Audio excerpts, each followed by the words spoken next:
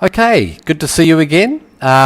We've covered a few things over the last few sessions, and these have included the importance of reading, the specific role that journal articles play, as you begin to get familiar with your area, the different types of books that exist and the different roles that they play, the importance of reference works, for most disciplines, the role of monographs, and why we should be reading edited volumes as well.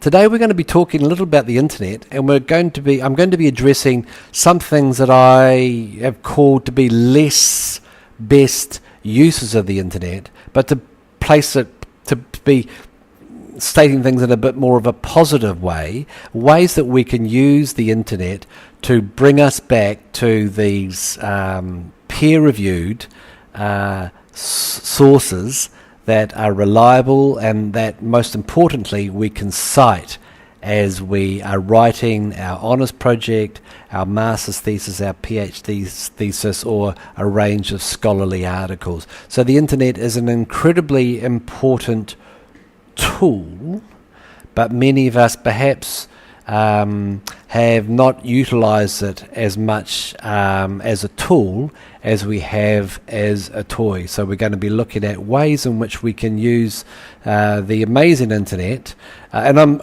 this is going to be an exercise in pointing out the tip of icebergs, because so much could be said about that, and there will be an opportunity later on in the webinar series to develop some of these research skills specifically related to the internet. But enough of the introduction, let's get back to the mind map and we can talk about some of them. There are great ways to use the internet, and there are a range of, in my opinion, kind of second best strategies.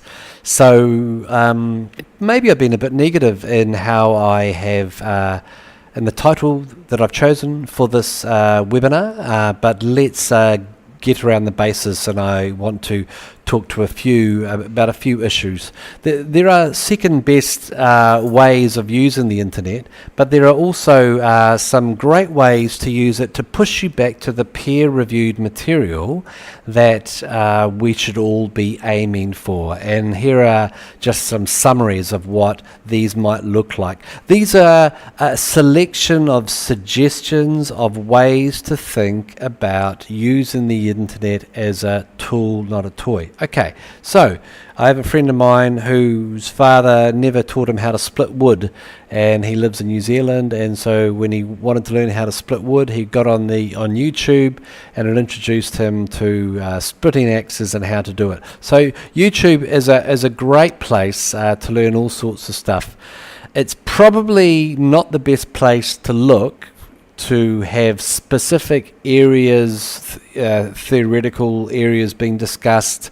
This is not where you're going to go to find the kind of information that you'll need to do your literature review and to collect data. But having said that, it's a great place for you to locate conference panels that have been screened. You may begin to be familiar with particular writers, theoreticians, people who share your interests and who have inspired you along your research path, and you can quickly Google his or her name and find out whether there's anything up there. But again, this is really I would argue, a strategy which should help you to get into the journals and to get into the peer-reviewed literature.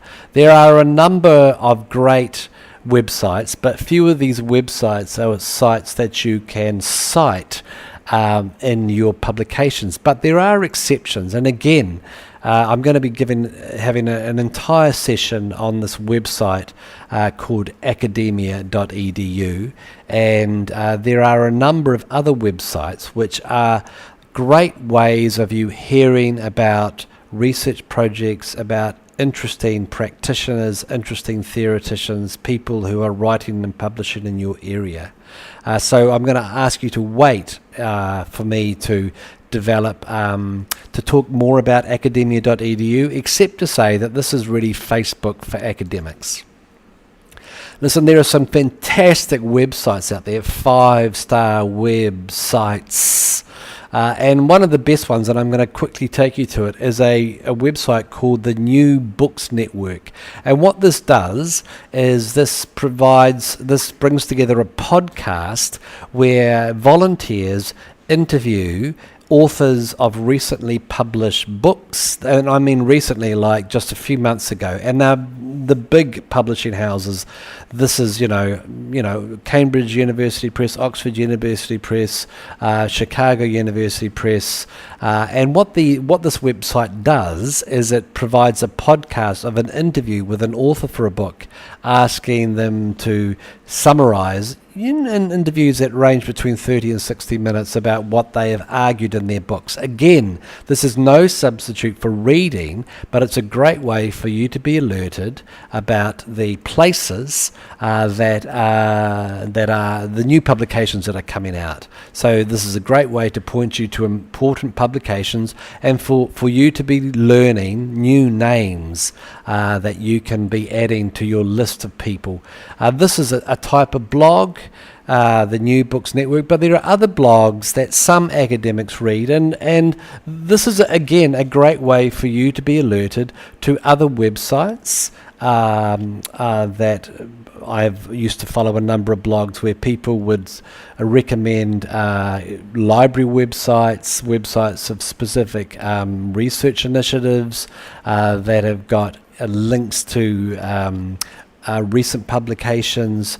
There are many types of blogs. Again, these blogs are not sources that you can cite, but it's a great way for you to be alerted to what is going on. You are pointed to publications and you learn new names. What is also true of blogs and websites is also true for podcasts, which again, when you subscribe to them, is a great way for you to be mapping out the most important people in your particular field.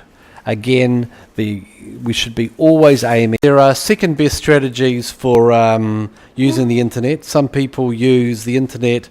Some people only know how to use the internet as a toy, not a tool. So there are a number of second-best strategies. And my main argument during this webinar,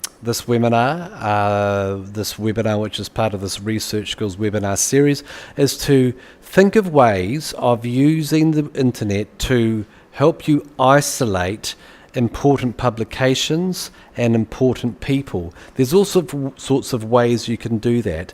You cannot cite a YouTube lecture, but what you can do, if you are getting familiar with the people involved in your area, the names that you are encountering in bibliographies, in the journals that you are reading, one of the ways that you can get interested in this is by Googling, looking up YouTube and finding whether these people have got lectures recorded, looking for podcasts by these people.